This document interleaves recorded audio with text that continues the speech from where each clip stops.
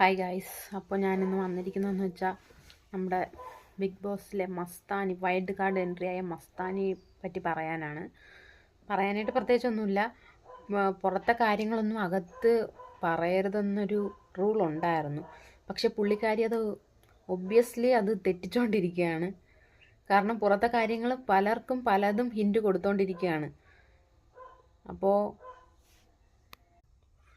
ആദ്യം പുള്ളിക്കാരി പറയുന്നതെന്ന് വെച്ചാൽ അനീഷിനോടാണ് പറയുന്നത്, നിങ്ങളുടെ സ്വഭാവം കൊണ്ടാണ് നിങ്ങളുടെ ഭാര്യ ഇട്ടിട്ട് പോയതെന്ന്.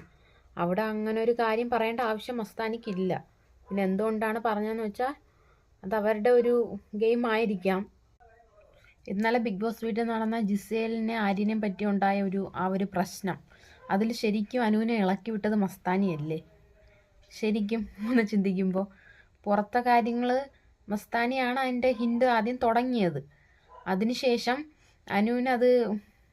അനു ഏറ്റുപിടിക്കുകയായിരുന്നു എന്ന് എനിക്ക് തോന്നുന്നു.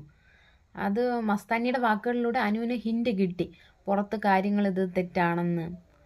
അങ്ങനെ ഒരു ഹിൻഡ് കിട്ടിയിട്ട് അനു അതിനെ ഉറപ്പിച്ചു എന്നാണ് എനിക്ക് തോന്നുന്നത്.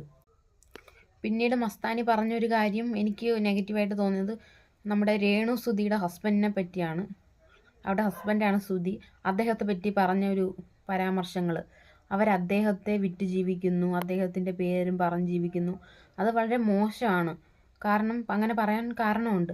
കാരണം ഭർത്താവ് മരിച്ച ഒരു സ്ത്രീ അവരുടെ നിസ്സഹായത കൊണ്ടാണ് ജോലി ചെയ്യേണ്ടി വരുന്നത്. മീഡിയയിൽ അവർക്ക് ഇഷ്ടപ്പെട്ട ജോലി ചെയ്യുന്നു, അതിനെന്താ ഇപ്പോൾ തെറ്റ്? ഒരു കുഴപ്പമില്ല. അതിന് ഭർത്താവിനെ വിറ്റ് ജീവിക്കുന്നു അങ്ങനെയൊക്കെ പറയേണ്ട ഒരു ആവശ്യവും മസ്താനിക്കില്ലെന്ന് എനിക്ക് തോന്നി. പിന്നെ റെനയോട് പറയുന്നുണ്ടായിരുന്നു, ഇനി നിൻ്റെ വീട്ടിൽ കയറ്റുമോ എന്ന് സംശയമാണെന്ന്. അങ്ങനെ ഒരു ഹിൻഡ് കൊടുക്കേണ്ട ആവശ്യം മസ്താനിക്കില്ലായിരുന്നു. ഇതെല്ലാം പുറത്തെ കാര്യങ്ങൾ അറിയിക്കുന്നതിൻ്റെ ഭാഗമായിട്ടാണെന്നാണ് എനിക്ക് തോന്നുന്നത്. കാരണം അങ്ങനെ ഒരു ഹിൻഡ് കൊടുക്കേണ്ട ഒരു ആവശ്യം അവിടെ ഇല്ല. അവർ ഗെയിം കളിക്കാൻ പോയാൽ മര്യാദയ്ക്ക് ഗെയിം കളിച്ചിട്ട് വരണം. അല്ലാണ്ട് പുറത്തെ കാര്യങ്ങൾ ചെന്ന് അകത്ത് ചെന്ന് വിളമ്പേണ്ട ഒരു ആവശ്യവും ഇല്ല. അപ്പോൾ ഇന്നത്തെ വീഡിയോ ഇത്രേ ഉള്ളൂ.